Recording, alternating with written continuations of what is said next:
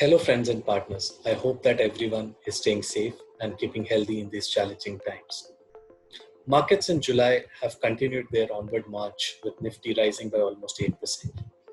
The focus of the equity markets over the last few months has shifted from survival to revival, with the lockdown now being lifted and India moving into the phase of Unlock 3.0.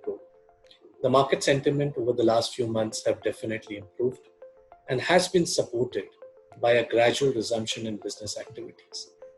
Now, from the March lows, Nifty is almost up 46%. The small cap index is up almost 47%, and the mid cap index is up by almost 41%.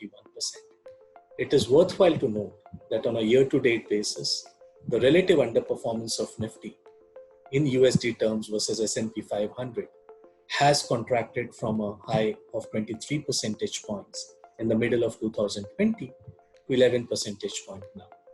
DXY, which is the dollar index, has fallen by 4% in this month and has helped the index of emerging markets perform better. And obviously, we have seen in the past that whenever the dollar weakens, emerging markets tends to do better.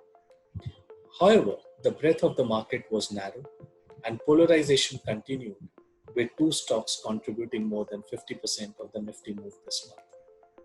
Global equity markets too have been buoyant over the last month, with most countries emerging from a lockdown situation. Hopes of continued monetary and fiscal stimulus remains alive. The central banks all over the world have infused liquidity in order to support the economies. However, we must not forget that the risk of the second wave of coronavirus is still alive. Further, the rhetoric of US presidential election remains high and the outcome likely to be monitored closely by the markets. The rally didn't only was witnessed in the equity markets, but it spilled over to the precious metal space, with gold and silver continue to witness considerable gains in the month of July. Silver is up 70% and gold is up 28% in the past 3 months. On the flow side, DI flows so far has been negative for the month at about $1.3 billion. The last time we saw such a sizable negative flow was in the month of November 2019. FI flows, on the other hand, continued to be positive at about $1.2 billion. Friends, this is the start of the most sought after earnings season as we emerge from the lockdown. And the first quarter 2021 earning continues to be in full swing. Results so far are trending ahead of expectation, albeit on muted expectation. Out of the 50 companies, 22 companies in Nifty have reported till now. Both PBT and PAT are tracking slightly ahead of estimates. PAT has declined by almost 9.5% versus street estimate of more than 12% decline. Overall, from a sectoral perspective, consumer, cement, financials, tech have reported above or in line results. Cost rationalization remains a key trend across sectors, and we have seen that in a lot of companies, the other expenses have been managed very well by corporate India, who have reported till now. Turning our focus on economy, some of the high frequency indicators we track are showing mixed trends, and economy seems to be settling at about 80 to 90% of the pre-COVID levels in the month of July, as COVID cases continue to rise at a rapid speed. The highway construction, which has now scaled up to almost 20 kilometers per day in quarter one, versus the best ever we achieved was 29.8 kilometers per day. Electricity consumption for July till 26th of July was about 95% of July 19 levels. Railway freight loading in July exceeded that of the same period last year. Exports are now about 88% of the level seen in July last year. On the agri front, rural has been the bright spot in the economy. India has reported the best monsoon rainfall for the past 6 years till date, which is above 7 to 9% higher than the long period average, and has led to better sowing on a year-on-year basis. Other than the monsoon, water reservoirs also continues to be at very decent levels. Hence, the outlook for Kharif seems to be very buoyant. Another key economic activity indicator, which is the e-way bill generation, has continued to be at a closer level of June 20 levels, which we saw till 26th of July. On the vehicle registration front, the average daily registration for car and two-wheelers have maintained a similar momentum in July, but still remains 50% below the last year's entire year's average. Goods and passenger vehicles remain considerably below the last year's average. The real winner in the pack is tractors, which is tracking 27% higher registration month on month and 32% higher than the entire last year's average, signifying both rural and agri activity continues to be very strong. We are hearing good retail demand for two-wheelers through our channel checks. In this month, positive cases continue to surge, and now almost we have reached 50,000 cases per day, and has prompted many state governments to go either for partial or full lockdown, and that is constraining economic activity and supply chain. Seasonality and pent-up demand released earlier are also factors for flattening of economic activity this month. The next leg of economic improvement in our view will be driven as and when COVID curve begins to flatten in big cities. Friends, some of the themes we believe can do well over the next 12 to 18 months, and the way we at Kotak Mutual Fund have positioned portfolios are.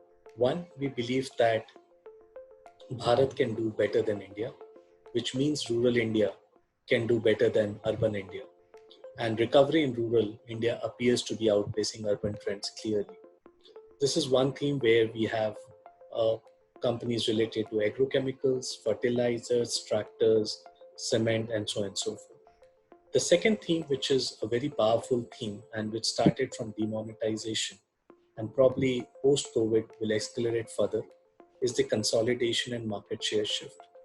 This trend is now gaining traction and will be widespread across sectors. We are seeing signs of consolidation across sectors, whether it be telecom, whether it be cement, whether it be aviation, whether it be banking. And companies with strong balance sheet and low leverage and ability to raise capital will continue to gain market share in their respective industries. The pace of shift from unorganized to the organized is also likely to accelerate. The third theme we believe, which is a very powerful theme, is the China Plus strategy. We believe that post-COVID, the hatred for China is growing globally. And in India, the government has taken a lot of steps through Atmanirbhar Bharat for shifting of the supply chain or banning import from China.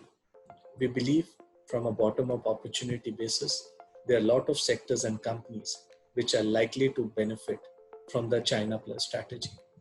Globally, the boardroom talk has now moved from just in time to just in case.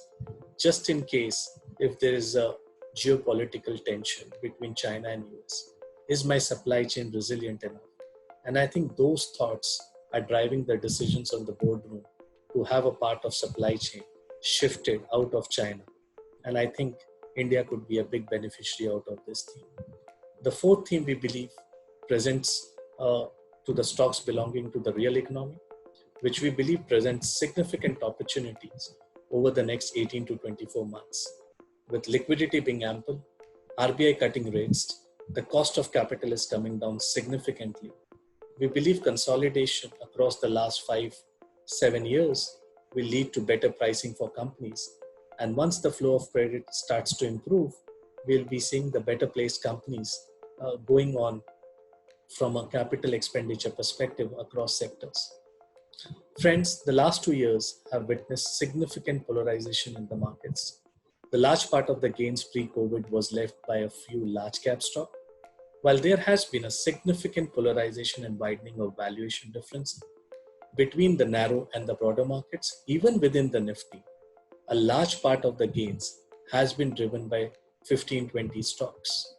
We believe that as the economy starts to move back to normalcy, over the next 12 to 18 months, the valuation differential between the mid caps and large caps should start to narrow. Given this background, friends, we continue with our disciplined approach to investing. and follow our investment philosophy of growth at reasonable price. We are focusing on companies in our portfolios with low leverage, strong balance sheet and cash flows, low fixed cost structure, good quality management and governance. We always have been of the view that time in the market is more important than timing the market.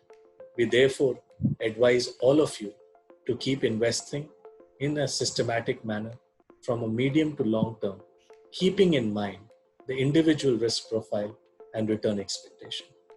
So with this, friends, stay safe, stay healthy, stay invested. Thank you.